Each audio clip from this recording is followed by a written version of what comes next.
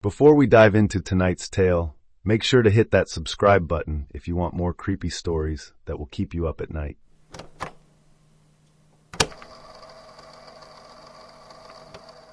It's just after midnight on that day, and Salem, Massachusetts is getting hammered by a storm that feels like it's got a personal grudge. Rain lashes the old colonial houses, wind rattles the shutters, and thunder cracks so loud it shakes the bones of this haunted little city. Salem's got that eerie vibe even on a good day. Cobblestone streets, witch trial museums, that heavy history you can't shake. But tonight, it's like the air itself is holding its breath. Every single phone, TV, and radio in town screeches to life all at once, blaring an emergency alert that's anything but normal. The screens flicker with a grainy, shaky image, a hooded figure, face hidden in shadow, chanting in some guttural language that sounds like it's scraped from the bottom of a nightmare. The words are unintelligible, but the message cuts through clear as day. Stay indoors, avoid mirrors, a resurgent witch curse has awakened. Static hisses through every speaker like a snake coiling, and the air in every home, every car, every diner feels thick, like you're breathing dread itself. In a cramped apartment on the edge of town, Lila Carver's sharp eyes glint in the glow of her laptop screen. She's 28, a journalist with a knack for sniffing out lies and a smirk that says she's seen it all. Her place is a mess, coffee mugs piled in the sink, notebooks spilling off the couch, a half-eaten pizza slice on the table, but it's her chaos, and she thrives in it. She's live streaming to her modest following, her voice sharp and teasing as she leans into her webcam. All right, folks, you seeing this alert? Hooded figure, witch curse, mirrors? Come on, this has viral stunt written all over it. Bet it's some hacker kid in a basement. Her fingers fly over the keyboard, pulling up signal trackers and IP tracing tools. She's skeptical, sure, but there's a glint of curiosity in her eyes. She can't help it. The alert's precision, the way it hijacked every device in Salem, it's too slick for an amateur. She mutters to herself, okay, let's see where you're hiding. Her software pings a location, the abandoned Danvers Asylum, a crumbling relic on the outskirts of town. Lila pauses, her smirk faltering for just a second. That place has a reputation. Ghost stories, urban legends, the kind of spot even skeptics like her avoid after dark. She glances at her phone, the alert still looping, and shakes her head. Fine, I'll bite, but I'm not buying the curse crap. Across town, Father Daniel Reyes steps off a late-night bus, the rain soaking through his worn black coat. He's 45, his face weathered like old leather, his eyes carrying a heaviness that no amount of prayer can lift. He clutches a rosary in his pocket, the beads worn smooth from years of worry. Daniel's not here by choice. The church sent him to Salem after whispers of occult activity started circling. He's been running from his past ever since a failed exorcism went horribly wrong, a little girl's life snuffed out under his watch. The memory claws at him as he trudges through the storm, his boots splashing in puddles that reflect the flickering streetlights. The alert blares from a nearby bar's open window, that hooded figure's chant cutting through the rain's roar. Daniel freezes, his breath catching. He's heard voices like that before, in the darkest moments of his failure. His hand tightens around the rosary, and he murmurs a quick prayer, the words half lost in the wind. Lord, give me strength. The asylum's name floats into his mind. Danvers, a place tied to Salem's darkest rumors. He adjusts his collar, the cold biting his skin, and starts walking toward the outskirts, his heart pounding with a mix of duty and dread. In a greasy diner on Derby Street, Tessa Monroe huddles in a corner booth, her dyed black hair damp and sticking to her face. She's 19, a runaway who's been drifting for months, her only tether to the past a silver pendant from her late mother, hanging heavy around her neck. The diner's fluorescent lights buzz like angry wasps, and the smell of burnt coffee mixes with the storm's wet earth scent drifting through a cracked window. Tessa's shivering, her thin jacket no match for the chill, when her phone lights up with the alert. She watches, wide-eyed, as the hooded figure's warning about mirrors sinks in. Her gaze drifts to the diner's window, where her reflection stares back, and for a split second, it's not her face. It's her mother's, pale and gaunt, her eyes pleading before the image vanishes. Tessa gasps, her fingers clutching the pendant so hard her knuckles whiten. "Mom?" she whispers, her voice barely audible over the diner's jukebox playing some old Tom Waits song. The other patrons, a trucker nursing a coffee, a waitress wiping down the counter, don't notice, too caught up in their own reactions to the alert. Tessa's heart races. Her mother was obsessed with Salem, always talking about witches and curses before she died. The mention of mirrors in the alert feels like a hook in her gut. She grabs her backpack, slings it over her shoulder, and slips out into the storm, her sneakers squelching as she heads toward the asylum, drawn by something she can't name. Parked in a shadowy lot near the witch house, Isaac Hale hunches over a notebook in his beat-up van, the interior plastered with anti-government stickers and crumpled energy drink cans. He's 32, wiry, with a jittery energy that makes him look like he's always expecting a fight. The alert plays on his ancient radio, the hooded figure's voice crackling through static. Isaac's pen moves furiously, scribbling theories in a messy scrawl. PSYOP? Deep state? 5G mind control? He's been chasing conspiracies for years, ever since he lost his job and his trust in the system. To him, this alert isn't a curse, it's a cover-up, a test run for something bigger.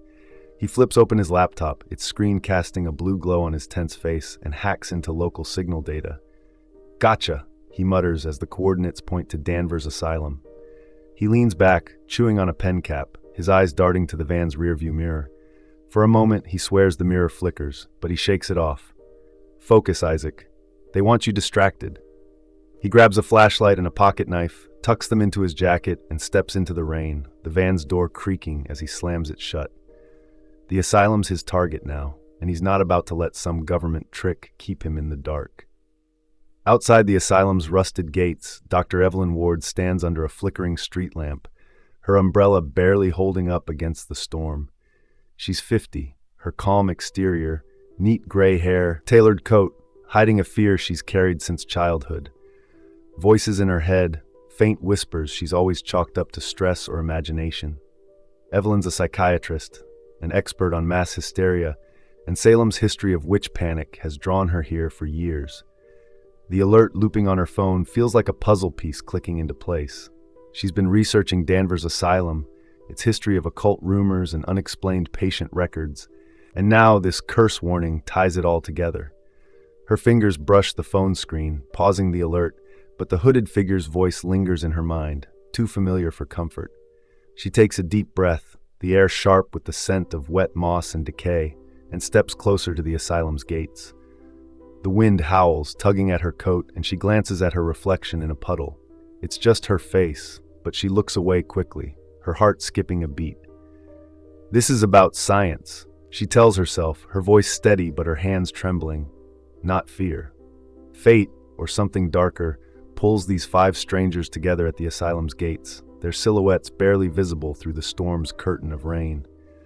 Lila's there first, her flashlight cutting through the dark, her sneakers crunching on the gravel path.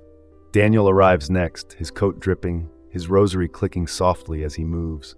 Tessa stumbles in, her backpack bouncing, her breath hitching as she spots the others. Isaac slinks up, his flashlight beam darting nervously, his voice low as he mutters about watching our backs. Evelyn's the last, her umbrella folding as she joins them, her calm voice cutting through the tension. "I assume you're all here because of the alert?"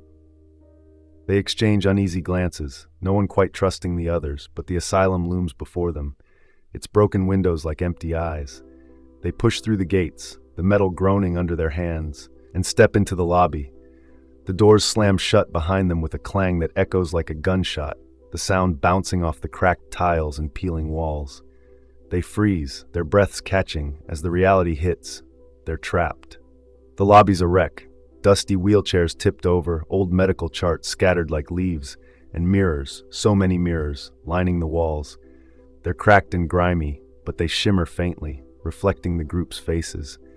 Only something's wrong. Lila's reflection shows her eyes too wide, her mouth twisted in a scream she's not making.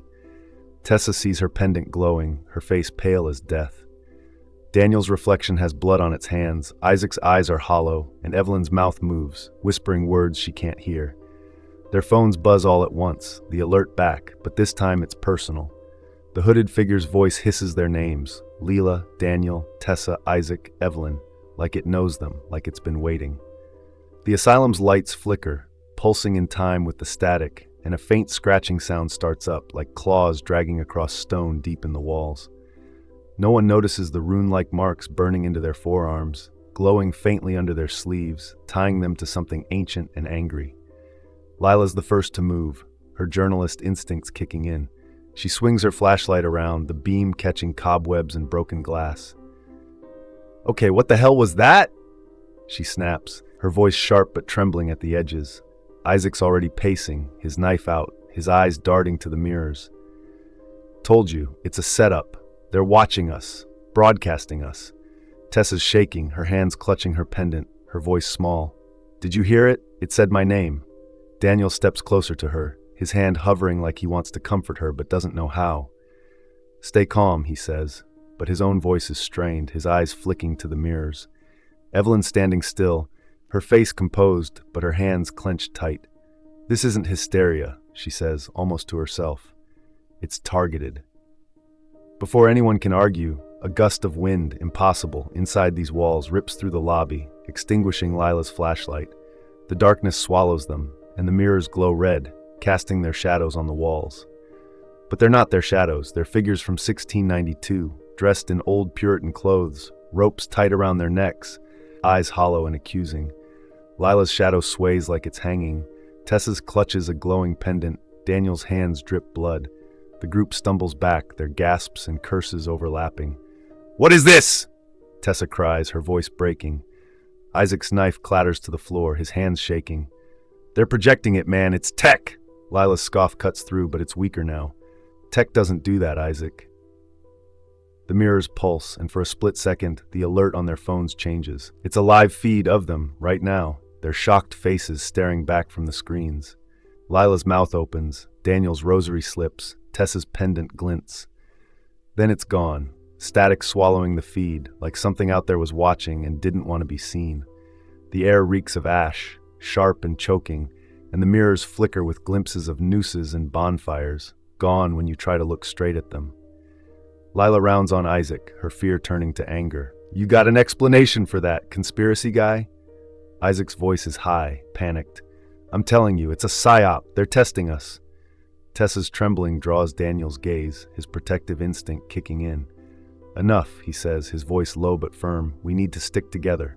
They don't know it yet, but those marks on their arms are glowing brighter, tying them to a curse that's been waiting centuries to wake up. The lobby's lights flicker again, and that scratching in the walls gets louder, like something's trying to claw its way out, or in. They're standing there, arguing, scared out of their minds, when Lila takes a step toward the hallway, her flashlight flickering back on. "We're not staying here," she says, her voice steadier now, like she's convincing herself. "Let's find out what's going on." One by one they follow, their footsteps echoing in the dark, the mirrors watching as they disappear deeper into the asylum's heart. The asylum's lobby feels like a tomb, the air so cold it stings the lungs, each breath puffing out in little clouds of frost that vanish into the dark. Lila, Daniel, Tessa, Isaac, and Evelyn are still reeling from the mirrors, twisted reflections, and that eerie alert whispering their names. The scratching in the walls hasn't stopped. It's slower now, deliberate, like something's pacing just out of sight.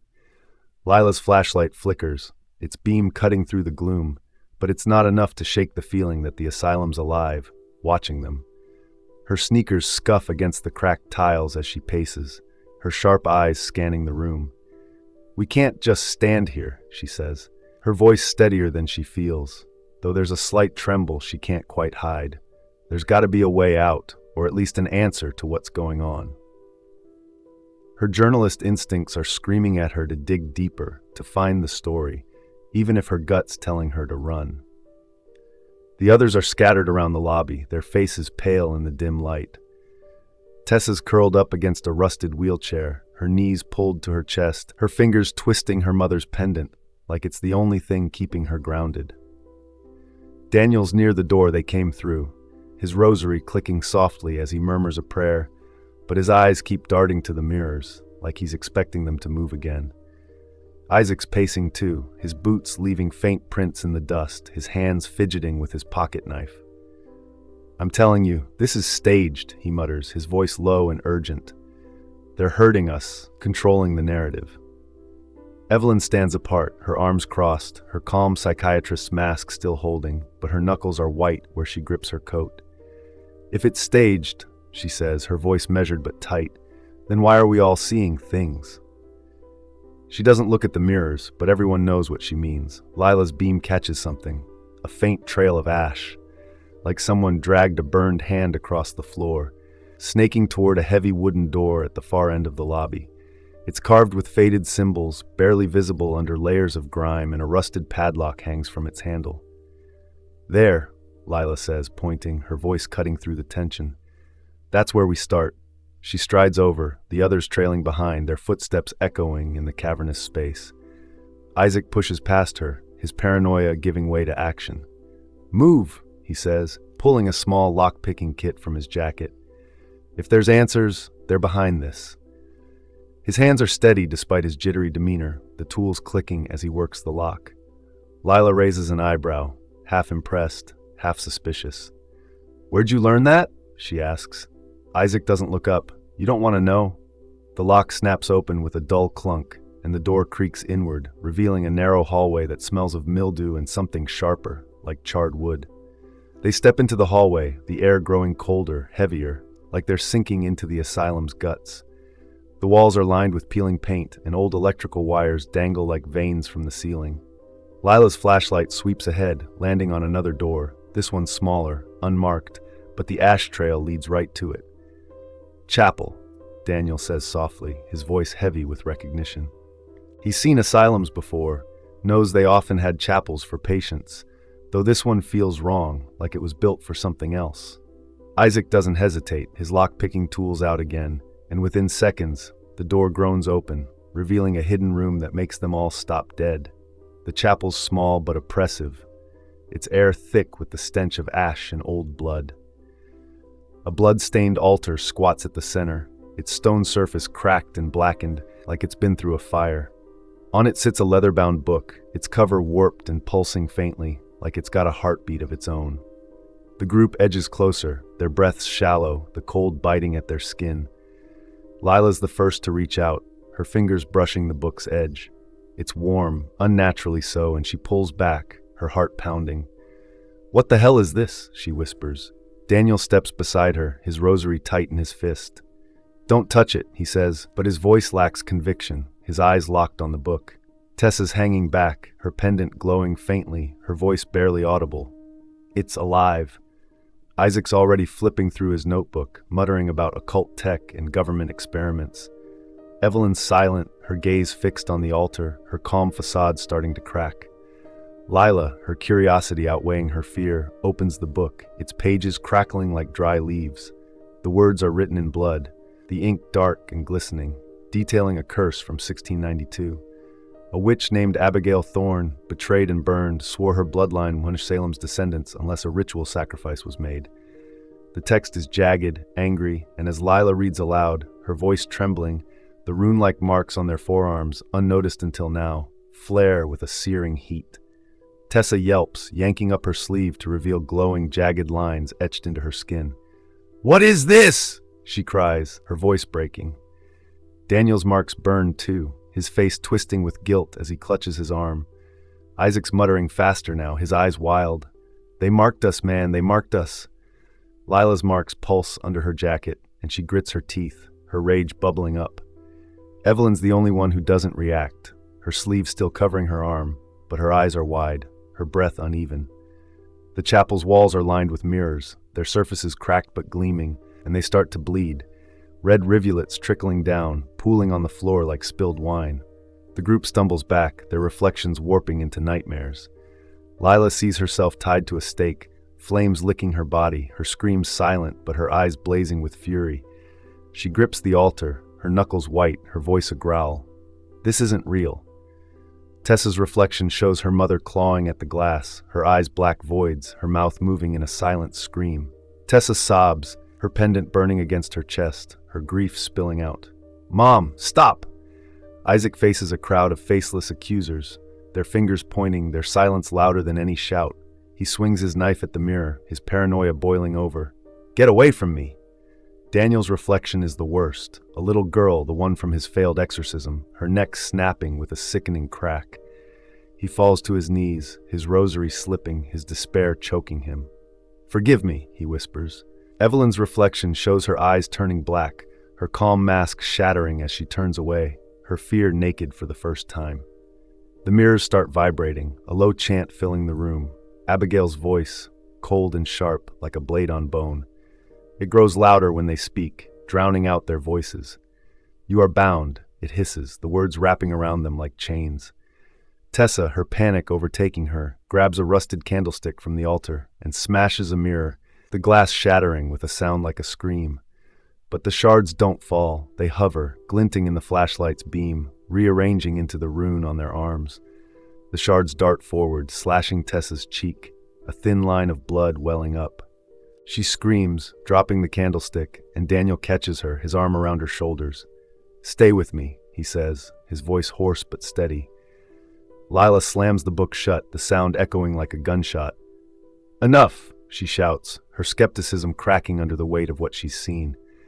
"We need to figure this out, not lose it." She's trying to rally them, but her voice shakes, her hands trembling as she grips her flashlight. Daniel's prayer falters, the words catching in his throat, and he bows his head, his guilt heavier than ever. I can't reach him," he murmurs, his faith fraying. Isaac's pacing again, his knife back in his hand, his eyes darting to the others. "One of us did this," he says, his voice low and dangerous. "The book said the curse woke when Abigail's descendant came to Salem. Who's the witch?" His gaze lingers on Tessa, then Evelyn, his suspicion like poison in the air. Evelyn finally speaks, her voice tight but controlled. "The book doesn't say who.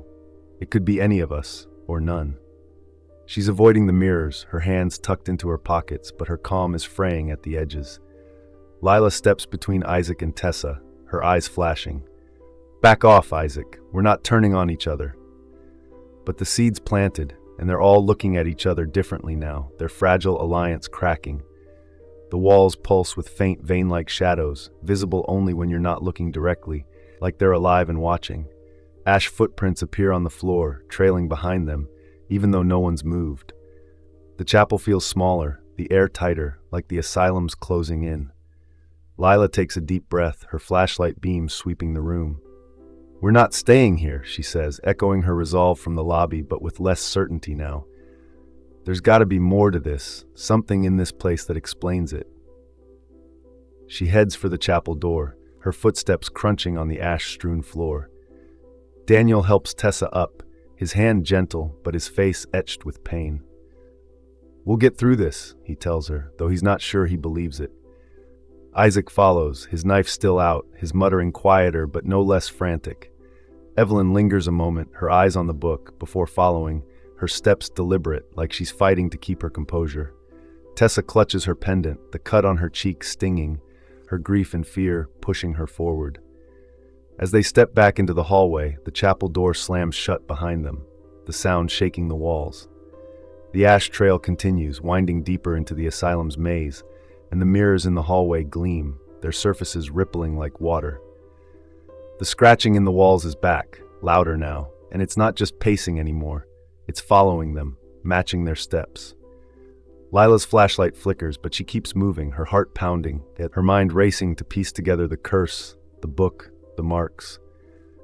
They're in deeper now, the asylum's secrets pulling them like a current, and there's no turning back. The asylum's hallways feel like they're closing in, the air so thick with dread it's like wading through fog. The group, Lila, Daniel, Tessa, Isaac, and Evelyn, moves cautiously, their footsteps echoing off cracked tiles that crunch under their weight. The scratching in the walls from the chapel follows them, a slow, rhythmic scrape that keeps pace with their steps, like the asylum's got a heartbeat and it's angry. Layla's flashlight cuts through the dark, its beam jittery as her hand shakes, catching glimpses of rusted pipes and faded graffiti. Names, dates, pleas for help scratched into the walls. The ash trail from the chapel snakes ahead, a faint gray smear that's their only guide deeper into this nightmare. Leela's leading, her jaw set, but her sharp eyes flicker with doubt. "Keep moving," she says, her voice low, like she's convincing herself as much as the others. "We figure this out, we get out." Tessa's a few steps behind, her dyed black hair falling into her face as she clutches her mother's pendant. It's glowing faintly now, a soft, sickly green that pulses in time with her quickening breath. She's whispering, her voice raw and broken, barely audible over the group's footsteps. She used to tell me stories about Salem, the witches, said they were misunderstood, that they had power. Her grief spills out, her words tumbling like she's afraid to stop talking. I thought it was just her way of coping, after Dad left. But now, she trails off, her fingers tightening around the pendant, its edges biting into her palm. Daniel glances back at her, his weathered face softening, his rosary clicking in his pocket. You didn't know, he says gently, but his voice carries the weight of his own guilt, the memory of that failed exorcism gnawing at him. He wants to say more, to comfort her, but the words stick in his throat. Isaac's at the rear, his eyes darting to every shadow, his pocket knife gripped so tight his knuckles are white. His conspiracy theories are spiraling, his mutters a steady stream of paranoia. They planned this, rigged the whole thing, the alert, the mirrors, us being here. It's a trap. He's sweating despite the cold, his boots scuffing the tiles as he keeps pace. Evelyn's beside him, her calm psychiatrist's voice strained now, like a wire stretched too tight. Isaac, we need to focus, she says, her words clipped. If we panic, we're done. Her fingers twitch, brushing her sleeve, but she avoids the mirrors embedded in the walls, their cracked surfaces glinting like eyes. She's trying to hold it together, but her composure's fraying, her fear of those unseen voices creeping into her eyes. They reach a fork in the hallway, the ash trail veering toward a rusted metal door, its surface dented like someone tried to break it down long ago. Lila pauses, her flashlight lingering on the door's faded sign. Chapel access. Back to the chapel? She mutters, confused, but Daniel shakes his head. No, this is different. Asylums had multiple prayer rooms, sometimes hidden ones for special cases. His voice dips, like he's remembering something he'd rather forget. Isaac snorts, his knife flashing as he gestures. Special cases, huh? Like what, devil worship? Lila shoots him a look. Can you chill for 5 seconds? But she's uneasy too. The air's heavier here, the cold sinking into their bones. They push through the door, the hinges screaming, and find themselves back in the chapel they'd left behind. But it's different now. Darker. The air buzzing with something electric. The blood-stained altar still squats in the center, the leather-bound book open, its pages fluttering like they're caught in a breeze that isn't there. The mirrors on the walls are cracked, their surfaces rippling, and they reflect the group as their 1692 selves. Lila with a noose around her neck, her face pale and defiant. Isaac in a judge's robe, his eyes cold and accusing. Tessa with a branded forehead, the mark glowing red. Daniel with bloodied hands, his face twisted in horror. Evelyn with a witch's mark on her cheek, her calm facade gone. The reflections don't move when they do, just stare, silent and unblinking. Lila's the first to speak, her voice shaking but firm. The book said a blood oath could stop this, right? Appease Abigail? She's clinging to logic, to action, even as her skepticism crumbles. Daniel nods, his rosary out now, the beads trembling in his hands. A ritual, it might bind the curse, keep it from spreading. Tessa's eyes are wide, her pendant glowing brighter. But what if it makes it worse? She whispers. Isaac's pacing, his knife catching the flashlight's beam. Doesn't matter. We're marked. We're in this. No choice. Evelyn's silent, her gaze fixed on the altar, her hands clenched like she's fighting something inside her. They gather around the altar, the book open to a page with a crude drawing of a circle and runes. Lila pulls a penknife from her pocket, her hands steady despite her racing heart. Just a prick, like the book says. We mix our blood, say the words. She cuts her finger, wincing as a bead of red wells up.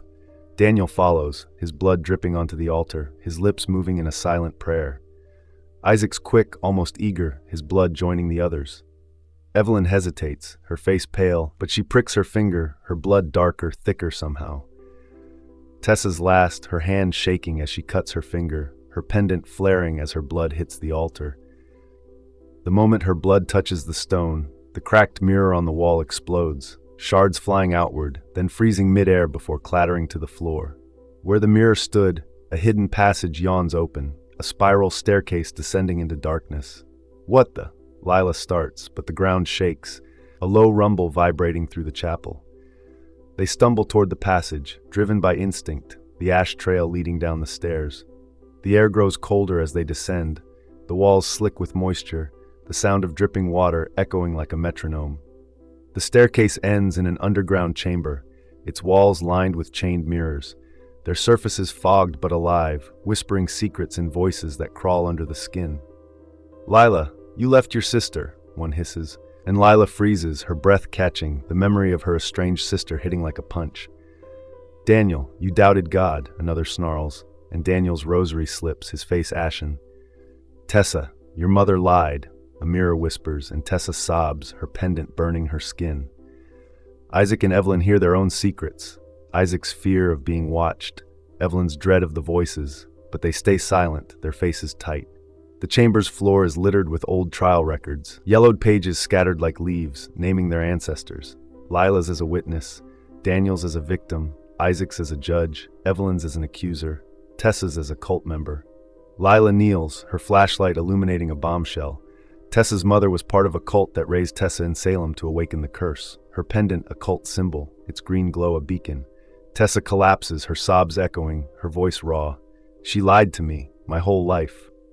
Her devastation pushes her to recklessness, her hands clawing at the pendant like she wants to rip it off. Lila drops beside her, her journalist's edge softening, her hand on Tessa's shoulder. "Hey, we're in this together," she says, her voice firm but warm, a sisterly bond forming. "I've got you." The chamber's floor cracks suddenly, a deafening snap that sends them sprawling. The ground gives way, dropping them into a lower level, a cavernous space where mirrors spin like a carousel, their reflections lagging seconds behind reality, showing the group walking when they're standing still. The whispers turn to screams, accusing them of their ancestors' sins, betrayal, judgment, murder. Ash tendrils drip from the ceiling, sizzling as they graze their skin, leaving red welts. Isaac, scrambling to his feet, finds a record half buried in the debris, his eyes widening as he reads it. He's Abigail's distant cousin, not just a judge's heir. His hand shakes as he tucks the page into his jacket, his knife glinting as he glances at Tessa, his paranoia spiking. He says nothing, but his silence is loud, his eyes dark with secrets. Lila's on her feet, her flashlight flickering, her voice cutting through the chaos. "We need to keep moving," she shouts, her resolve hardening despite the pain of her burned skin. Tessa's reckless now, her grief fueling her pendant still glowing as she stumbles forward. Daniel's clutching his rosary, his faith shaken but his protective instinct pushing him to stay close to Tessa. Evelyn's composure is cracking, her eyes darting to the mirrors, her hands avoiding the welts on her arms. Isaac trails behind, his knife out, his mind racing with the record's revelation. The chamber's mirrors keep spinning, their screams fading to a low chant, the ash tendrils curling like fingers. The air's suffocating, the dread thicker than ever, but there's another passage ahead, a narrow tunnel where the ash trail continues, pulling them deeper. They move toward the tunnel, their footsteps uneven, the mirror's reflections still lagging, showing their 1692 selves trailing behind.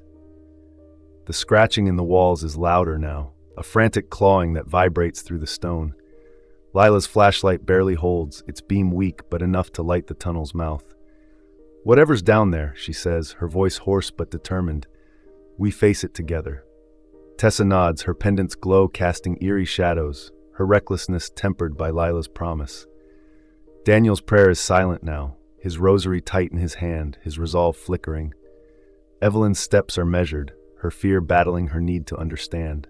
Isaac's last, his knife ready, his secret burning in his chest. The tunnel swallows them, the asylum's secrets waiting in the dark, the curse tightening its grip. The tunnel's walls feel like they're pressing in, the air damp and heavy, carrying the faint smell of rot that clings to the back of the throat. Lila, Daniel, Tessa, Isaac and Evelyn stumble forward, their footsteps uneven on the slick stone floor, the ash trail barely visible in the flickering beam of Layla's flashlight.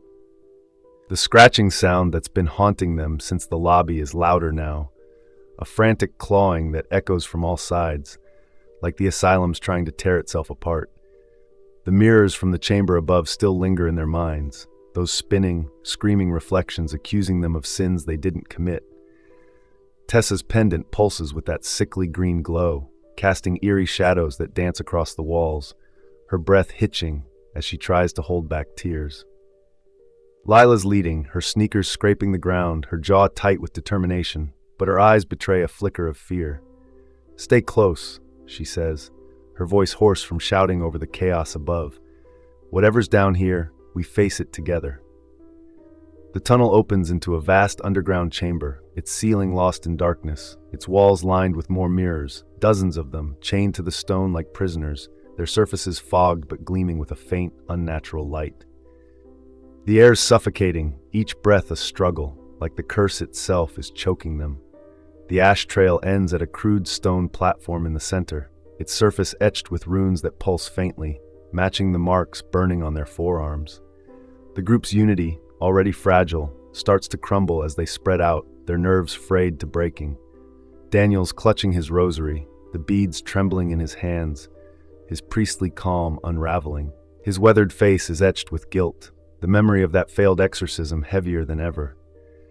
"Lord, give us strength," he murmurs, but the words feel hollow, his faith battered by the asylum's relentless assault. Tessa's near the platform, her pendant glowing brighter, her fingers twisting it as she whispers, "This can't be real. It can't." Her grief is raw, her recklessness simmering after the chamber's revelations about her mother's cult.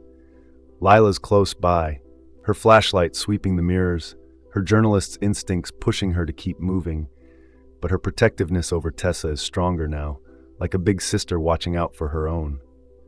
"We'll figure it out, Tessa," she says, her voice soft but firm, though her hands shake as she grips the flashlight. Isaac's pacing the chamber's edge, his pocket knife out, his eyes darting like a cornered animal. His paranoia's boiling over, his mutters a frantic jumble. "They set us up, all of us. The cult, the curse. It's a lie to control us."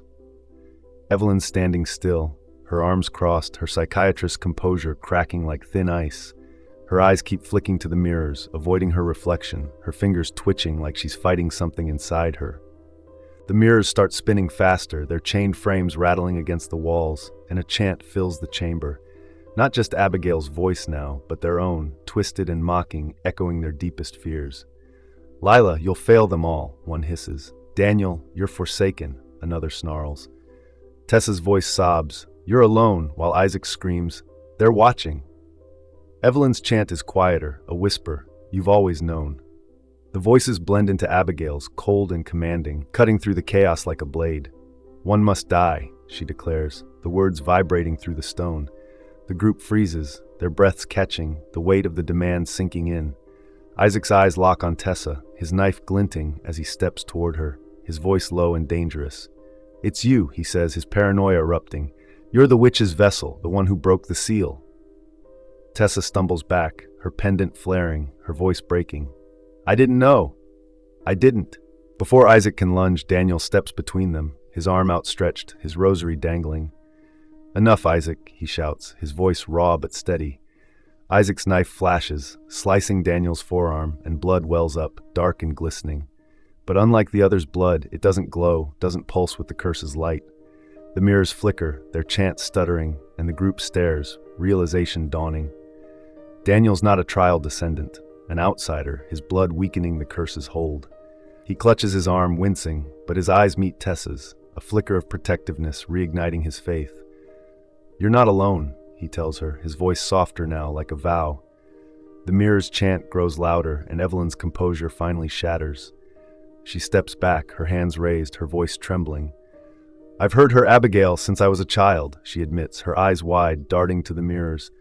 "I thought it was madness, my mind breaking, but it was her."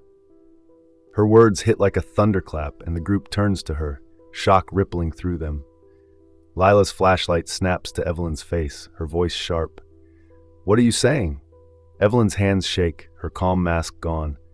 "I'm her descendant," she whispers, her voice barely audible over the mirror's chant. "My blood, it's the key to finishing this." The mirrors pulse, their runes burning brighter, and the marks on the group's forearms sear, forcing them to their knees with gasps of pain. Evelyn bolts for the tunnel, her coat flapping, but the chamber's walls shift, stone grinding against stone, sealing the exit with a deafening boom. They're trapped, the air growing thinner, each breath a fight. Mirror shards break free, flying like daggers, grazing their skin. Lila's cheek, Tessa's arm, Isaac's hand.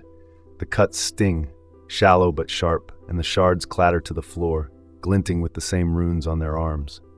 Abigail's reflection appears in every mirror, her burned face smiling, her fingers scratching the glass from the inside, the sound like nails on a chalkboard. The chamber's shadows whisper their names: Lila, Daniel, Tessa, Isaac, Evelyn, like a roll call from hell. Daniel's blood, still dripping, makes the mirrors flicker again, and for a split second they show Salem's streets. Cobblestone paths, colonial houses, but the reflections are wrong, distorted, with figures in 1692 clothes staring back, their eyes hollow. The vision vanishes, but the implication chills them. If Evelyn completes the curse, it'll spread beyond the asylum.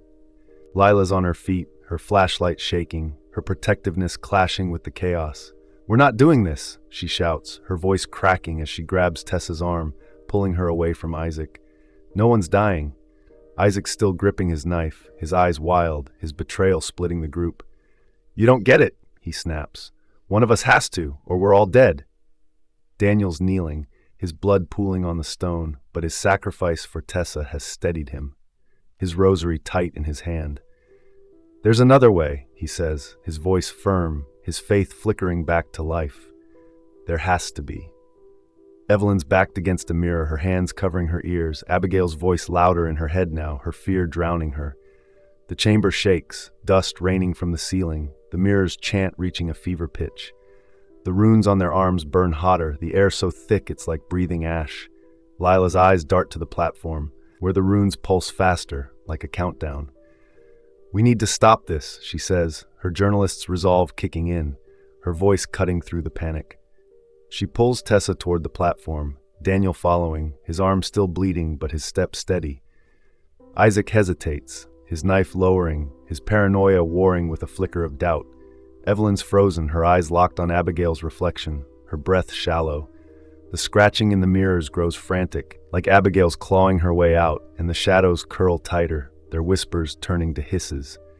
They reach the platform, the runes glowing under their feet, and Lila's flashlight catches a faint outline in the stone, a circle, like the one in the book. "This is it," her voice trembling but determined.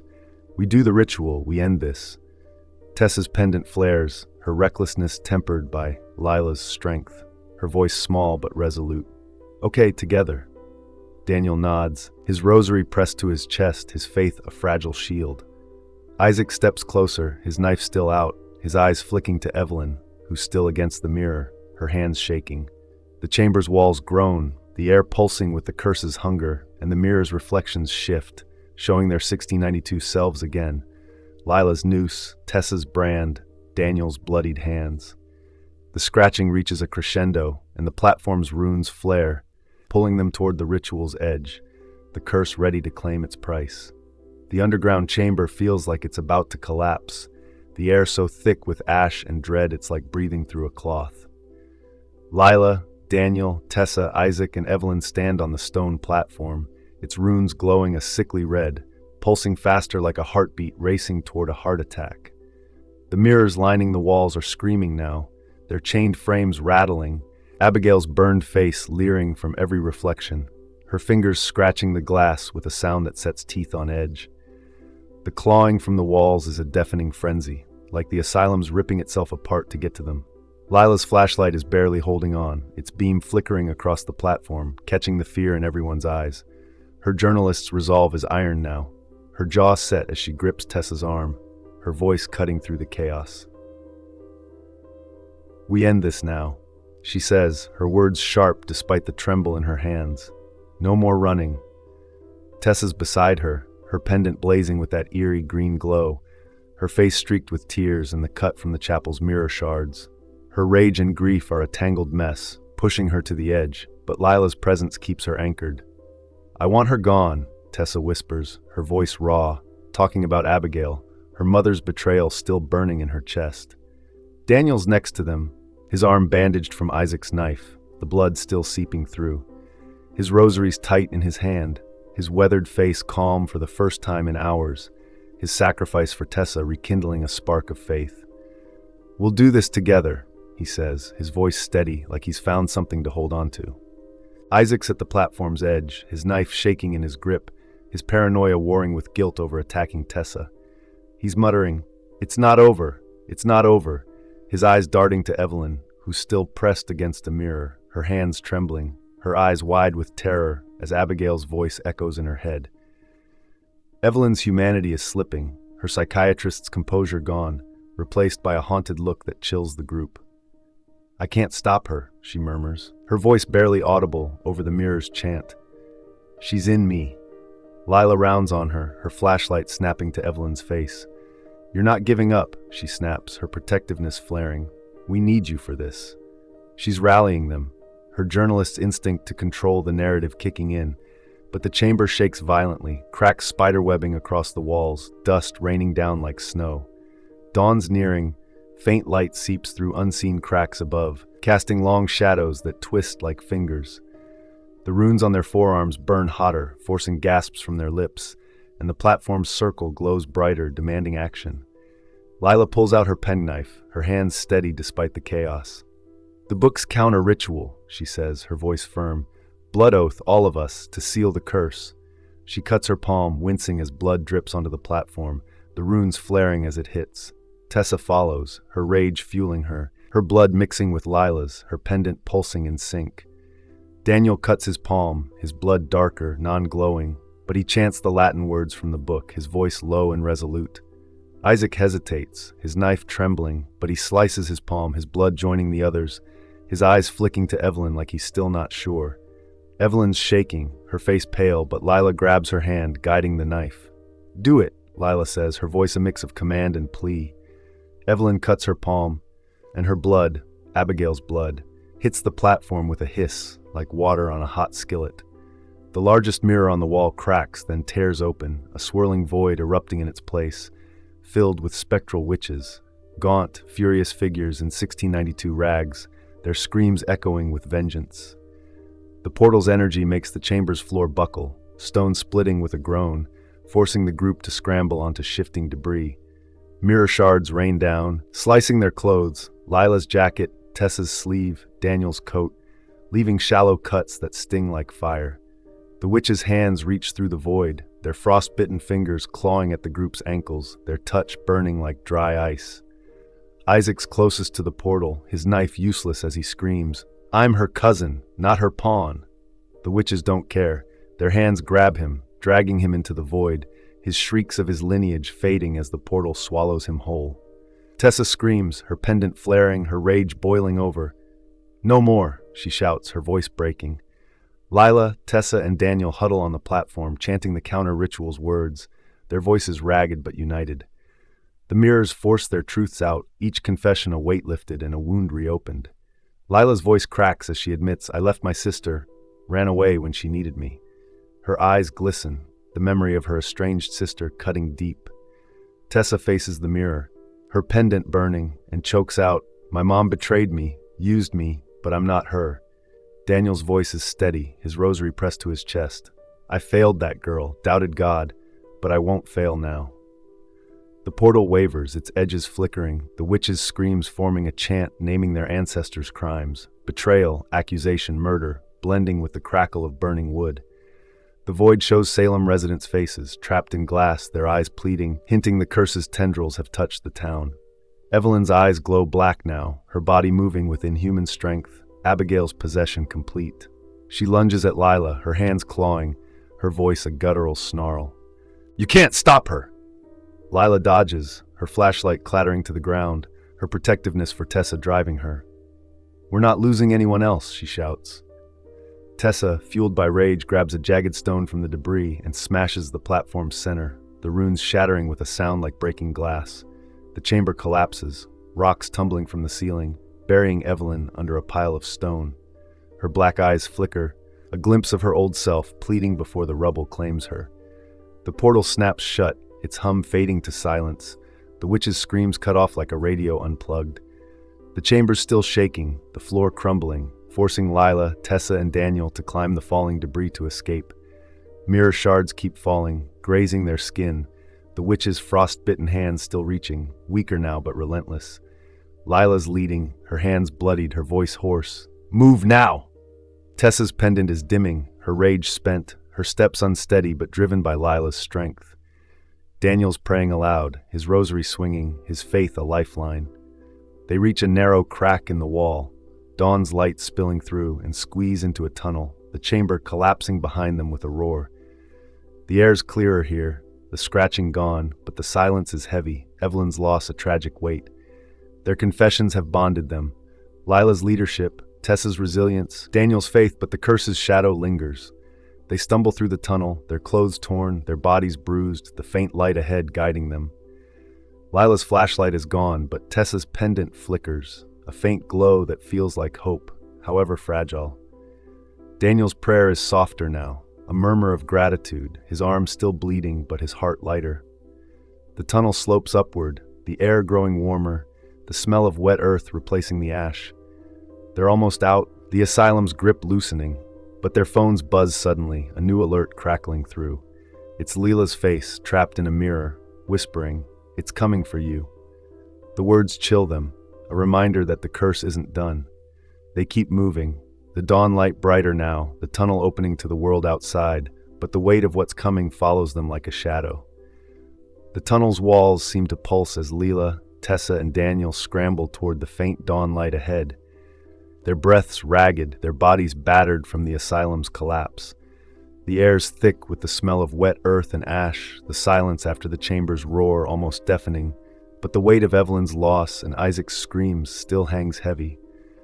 Lila's leading, her hands scraped raw from climbing debris, her journalist resolve the only thing keeping her upright.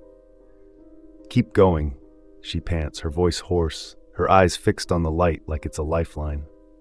Tessa's behind her, her pendant discarded in the rubble, its green glow finally gone, leaving her feeling lighter but raw, clinging to a fragile hope for redemption. Daniel's last, his rosary clutched tight, his arm still bleeding through its makeshift bandage, but his faith is renewed, a quiet strength in his steps. The tunnel slopes upward, the ground uneven, and as they near the exit, the first rays of dawn break through, painting the world in a pale golden glow. They stumble out of the collapsed asylum, the ruins of Danvers sprawling around them, crumbled brick, twisted rebar, and shattered glass glinting in the morning light. Salem's quiet, the storm from last night gone, but the air feels wrong, heavy with an unnatural stillness. Their bodies are bruised, their clothes torn, but they're alive, the cold morning air stinging their lungs. Tessa collapses onto the grass, her hands shaking as she buries her face in them, her voice a whisper. "We made it. We actually made it." Lila kneels beside her, her hand on Tessa's shoulder, her voice soft but firm. "Yeah, we did, but we're not done yet."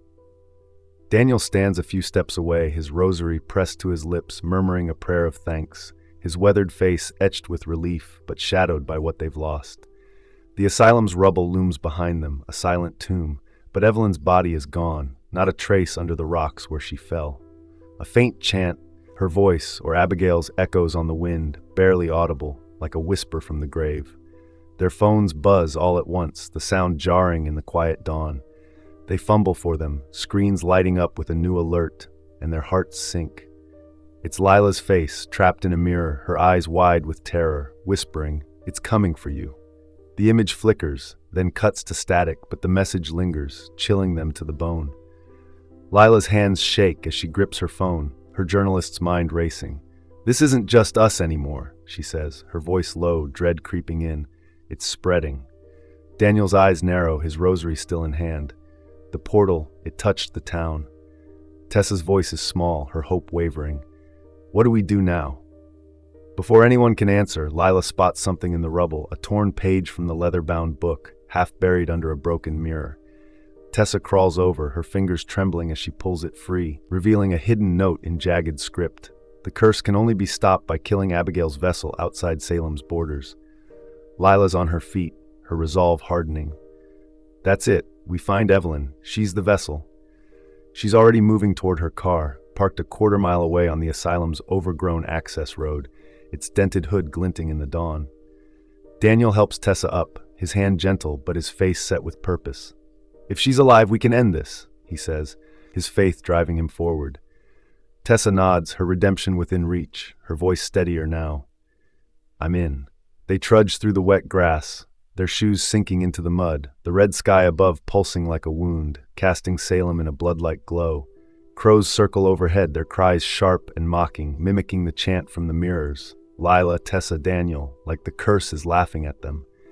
Reflections in puddles along the path show their faces aging, wrinkles creeping in, then snapping back to normal, as if the curse is toying with time itself. They reach Lila's beat-up sedan, its windows fogged from the morning chill. She yanks open the driver's door, the hinges creaking, and slides in, her bloodied hands gripping the wheel. Tessa takes the passenger seat, her knees pulled up, her eyes scanning the horizon like she's afraid Abigail's face will appear. Daniel climbs into the back, his rosary clicking as he settles, his prayer a low murmur. Lila turns the key, the engine sputtering before roaring to life, and they peel out, gravel crunching under the tires as they speed away from the asylum. The car's radio flickers on without warning, the alerts chant blaring through the speakers, Abigail's voice twisting their names.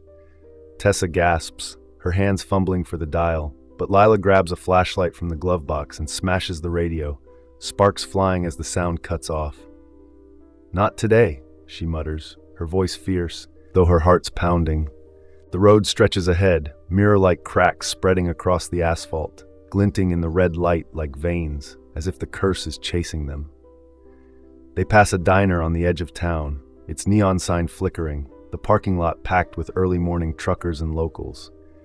The TV inside, visible through the window, plays the alert, the hooded figures chant looping as patrons stare, their reflections in the glass showing Abigail's smiling face, her burned features leering.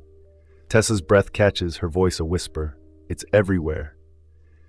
Daniel leans forward, his hand on her shoulder, his voice calm but urgent. We keep moving. We find her. Lila's eyes are locked on the road, her leadership unwavering, but the weight of the curse's spread haunts her. This isn't just Salem's problem anymore, she says, her voice tight. It's the whole damn country. The sky pulses redder, the crows' cries louder, their shadows swirling across the road like a storm brewing.